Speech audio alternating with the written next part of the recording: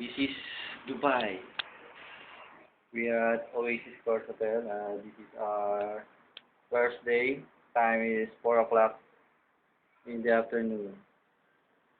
You see, there's no traffic over here. That's the other building, Al Salal building, and see, no traffic. Let's go inside to the room and check out our room. This is my roommate, Mike Asenya. Mike, say hi. Sa Dubai na kami. Oasis Court.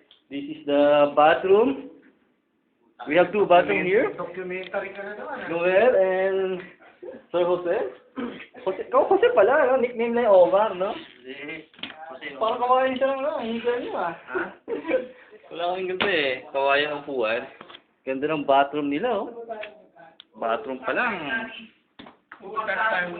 Oo. Punta tayo sa kitchen. This is the kitchen.